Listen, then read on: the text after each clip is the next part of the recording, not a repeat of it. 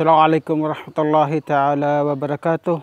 I'm Al-Kaiser Ibrahim, a Kuntaw Silat practitioner from Sulu.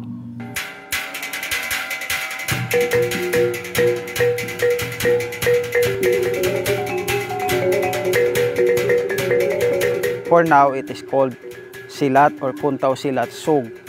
But originally, ang tawag namin sa martial arts na to, or in general term, we call it Bunga Lima. Okay? Prior on the coming of different culture sa bansa, sa Pilipinas and to the Sultanate of Sulu, the Sultanate of Sulu has already established their own civilization, including yung form of fighting, because during those time, uso yung piracy sa bawat mga lugar, sa bawat kingdom. So, meron na silang form of fighting which is called the Bunga Lima.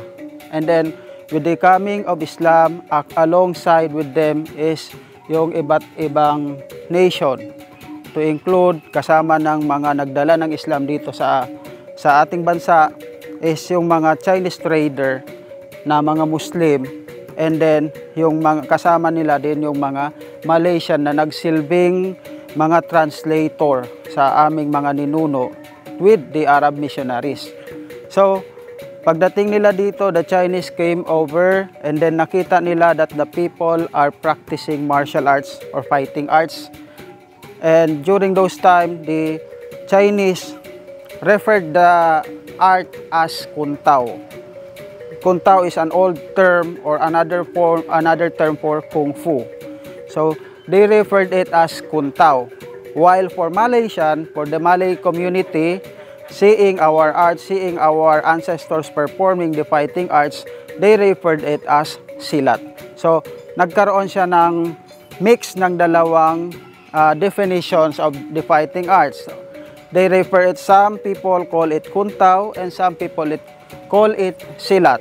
So, because of that, nagkakaroon na ng distinction. What is silat and what is kuntaw? But in general, these are the same thing.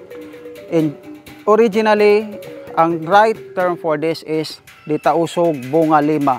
We call it Bunga Lima, which means the same definition for Kung Fu. Kaya siya tinatawag na kuntaw. Ibig sabihin, it is an output or the struggle, the effort of the hand.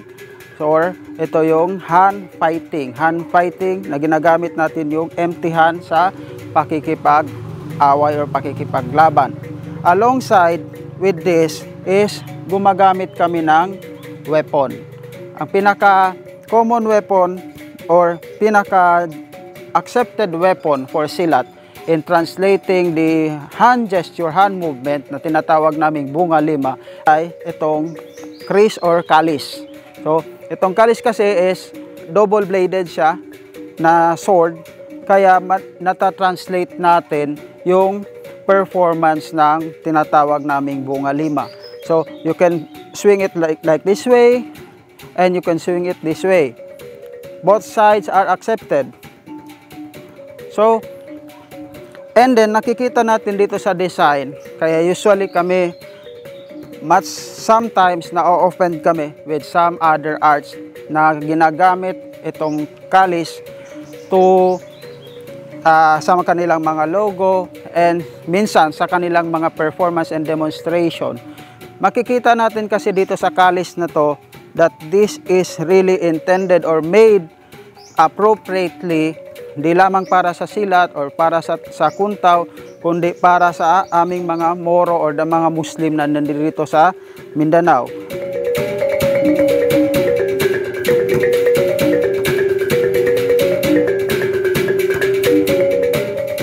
Nakikita natin sa definition, sa details ng kalis, mababasa mo dyan, dito sa kanyang gangan, ay yung pangalan ng Panginoon naming Allah.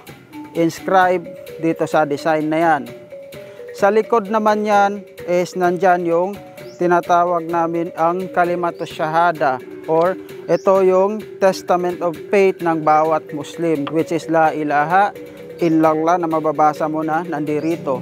Ibig sabihin sa interpretation natin, ano ang kahulugan niyan is sa oras na inangat namin ang Kris, we are raising up the name of Allah subhanahu wa ta'ala, and we are back with our faith, which is the la ilaha illallah, nandirito sa aming likod.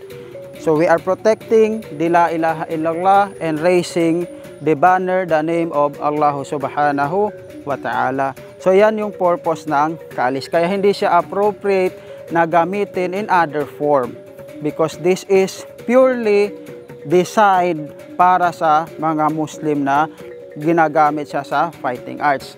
Alongside, ang purpose ng weapon, purpose ng sword is to instill justice.